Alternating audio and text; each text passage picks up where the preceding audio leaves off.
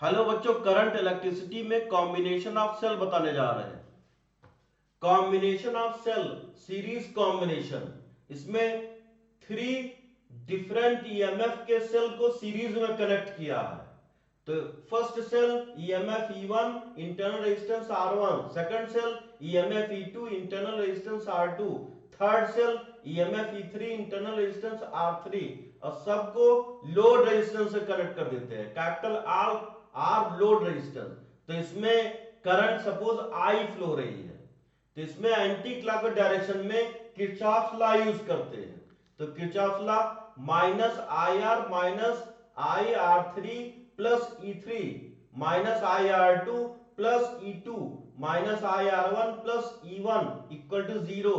तो current I equal to EMF E1 plus E2 plus E3 upon capital R plus small R1 plus R2 plus R3 on combining it with standard equation.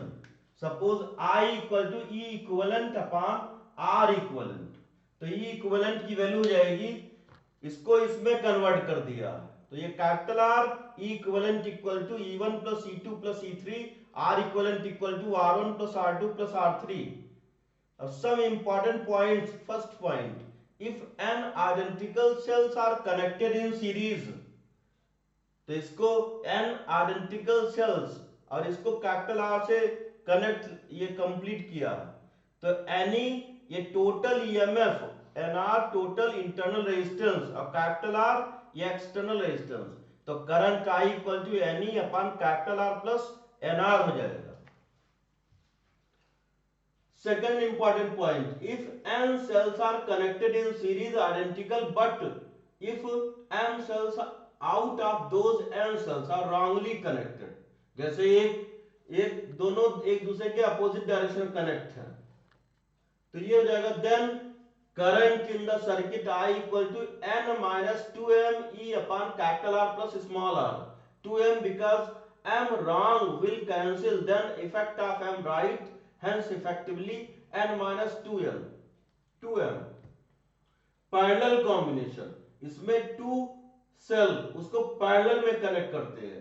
एक cell उसका EMF E1 internal resistance R1, दूसरा cell EMF E2 internal resistance R2, और इसमें total जो current flow रही है suppose I flow रही है, इसको एक्सटर्नल रेजिस्टेंस से कनेक्ट कर देते हैं कैपिटल R से, लोड रेजिस्टेंस से।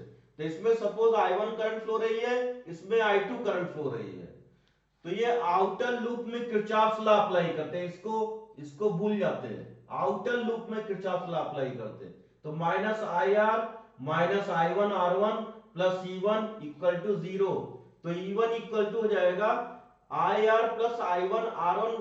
This is first equation. अब इनर लूप में किरचॉफ लॉ अप्लाई करते हैं, इसमें इनर लूप में नीचे वाले में किरचॉफ लॉ अप्लाई करते हैं, तो minus I R minus I minus I1 R2 plus E2 equal to zero, तो minus I R plus capital R plus R2 plus I1 R2 plus E2 equal to zero, तो ये second equation हो जाएगा E2 equal to I capital R plus R2 minus I1 R2, ये second equation हो जाएगा। तो first को R2 से मल्टीप्लाई और सेकंड को R1 से और ऐड कर देते हैं, तो ये E1 R2 plus E2 R1 equal to I R R2 plus I1 R1 R2 plus I capital R R1 और प्लस आई R2 R1 minus I1 R2 R1, तो ये कैंसिल आउट हो जाएगा, तो ये total value E1 R2 plus E2 R1 equal to I capital R R1 plus R2 plus R1 R2, तो इसको ऐसे लिख सकते हैं current I equal to E1 R2 plus E2 R1 upon capital R R1 plus capital R R2 plus R1 R2, तो इसको on dividing by R1 R2, इसको R1 R2 से बोथ साइड ऊपर नीचे डिवाइड करते हैं, तो ये हो जाएगा E1 upon R1 plus E2 upon R2 upon capital R 1 by R1 plus 1 by R2 plus 1 हो जाएगा। On dividing whole equation by R1 plus R2, तो इसको डिवाइड करेंगे तो वैल्यू ये आती है E1 R2 plus E2 R1 upon capital R plus R1 R2 upon R1 plus R2 equal to I। This is most important formula.